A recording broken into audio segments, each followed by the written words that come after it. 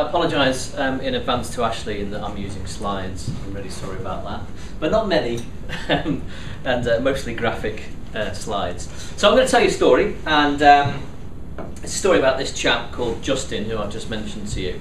And Justin is the subject of a book that I'm writing at the moment. And as you can see here, Justin's looking pretty pleased with himself. And that's for a very good reason, because he has just won another contract.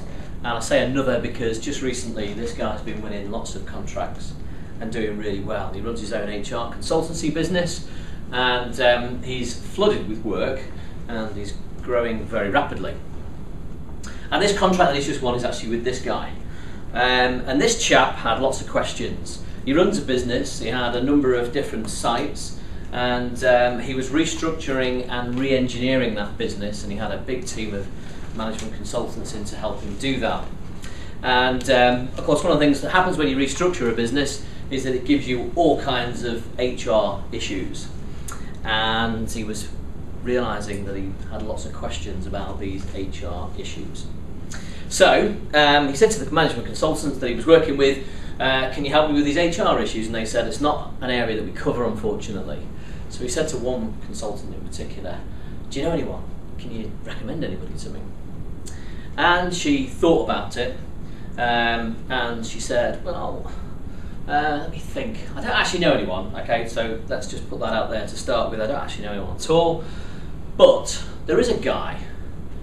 And what's his name? She's thinking about it, and she's thinking about who he is or where she's seen him. And then she thinks, I know, I've seen this guy on LinkedIn.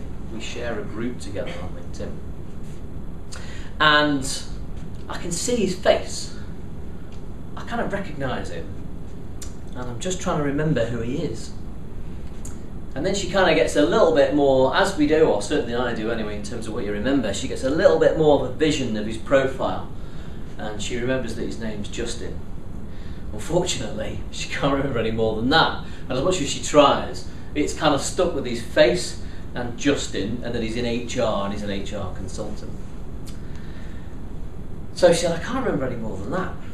So this guy says, all right. I said, I'll tell you what, why don't I just go on LinkedIn and I'll do a search. I should be able to find him quite easily, actually, thinking about it. So she goes on LinkedIn, and remembering this, all she can remember is basic information at this stage, but she does a very simple search.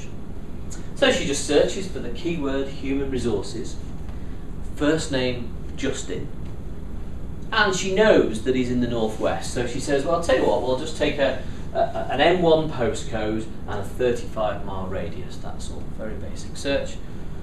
Press search, and she got 2 results. The second one of which she immediately went, there he is, recognise him. That's the guy, Justin W. But then straight underneath that, it actually says his name, Justin Ward, so she knows who he is. So she passed on the details, said, there you go, Justin Ward. This guy, whilst I don't know him, I've come across him a number of times, and he talks a lot of sense. He really knows his stuff. So I strongly recommend you at least speak to him.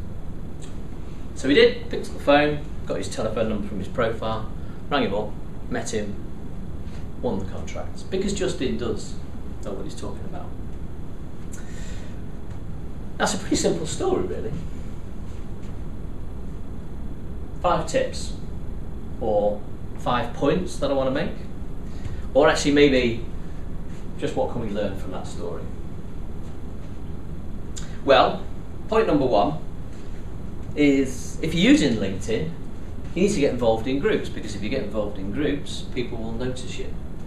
It's through getting involved in discussions, not necessarily selling here, just contributing, people start to realise that you've got a voice, that you're credible, and you know what you're talking about.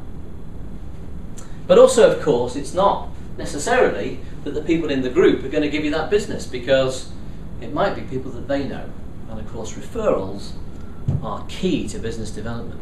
Your best clients always come through people that refer you to them. Third point is, obviously, as was the case here, the picture in a profile is absolutely critical, because that's the thing people remember.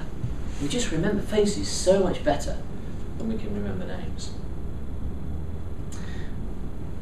In addition to that, if you put your name in your headline, then even if you're outside of somebody's network or you're a third-tier connection, they can still see who you are by name. If you share a group with someone, they can't actually see your surname, but if you put it in your headline, they can. And that was critical in this particular story as well. And then the fifth point is that within your headline, you need to describe what you do. Because whilst people will remember the face, they'll associate it with that clear message about who you are and what you do. That's not a job title, because that rarely achieves that. But if in your headline, which is 120 characters, you clearly describe exactly what you're offering me, then it's very easy for me to remember who you are, what you do, and to contact you, or indeed, as in this case, refer you to someone else.